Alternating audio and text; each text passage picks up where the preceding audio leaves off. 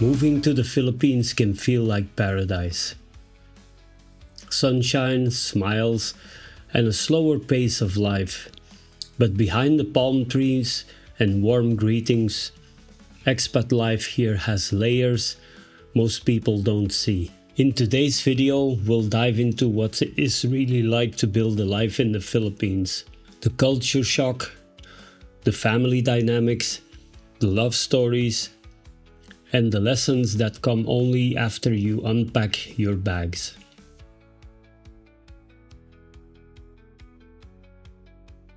Almost every expat says the same thing. Filipinos are so friendly. And it's true, people smile at strangers, neighbors share food, and you'll hear "Good morning, sir," wherever you go. But that warmth can also make you drop your guard.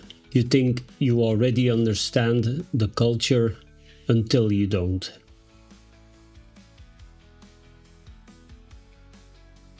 Let's talk about something called hiya. It means shame, but it's really about saving face. Filipinos avoid open confrontation. So when someone says, "Yes sir, tomorrow," it might really mean "I'll try." To Westerners, that can sound unreliable, but to Filipinos, being blunt is rude. The goal is harmony, not efficiency. Another big one, family. Your wife or husband's relatives will be around a lot. Sunday lunches, birthdays, uncles dropping by unannounced. Family ties here are sacred. Many foreigners struggle with that at first, but understanding that generosity and obligation are cultural, not opportunistic, makes all the difference.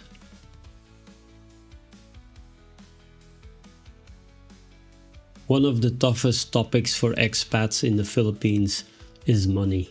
Some families expect help, maybe paying tuition, helping with hospital bills. That's normal here, but it can go too far if you don't set gentle boundaries early. Remember, foreigners can't own land, only condos or long-term leases. If you build a house, it's usually under your Filipina spouse's name, which can cause problems if things go wrong. The best advice: love deeply, but protect yourself legally. A clear, fair arrangement is not distrust, it's respect for both sides.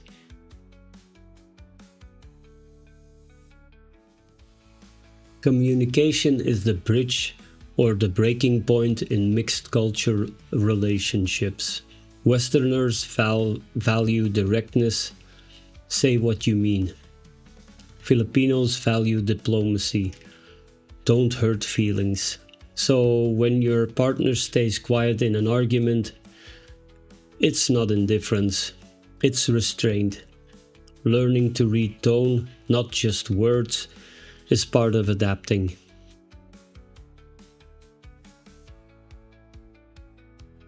Let me tell you about Mark and Liza. Mark, a retired British engineer, moved to Cebu with his Filipina wife. Life was good at first, then came the family requests. Bills, birthdays, small loans.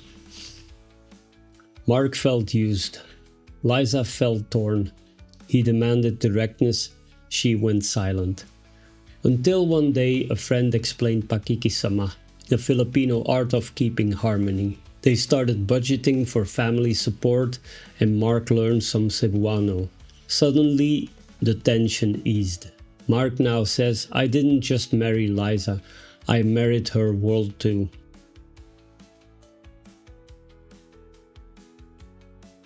Life here is slower. Bureaucracy takes patience. Internet might drop, and yet most expats say it's worth it. Why? Because the Philippines has heart. When you learn to live with the culture instead of against it, you stop feeling like a guest and start feeling like family.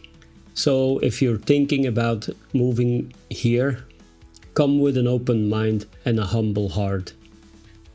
Learn the culture, respect the people, and don't expect everything to work the way it does back home.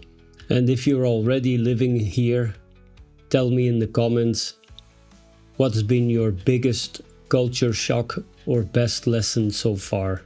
Next time in part 2, we'll flip the story. What happens when a Filipino spouse moves abroad and faces an entirely new world? Subscribe, and I'll see you in the next one.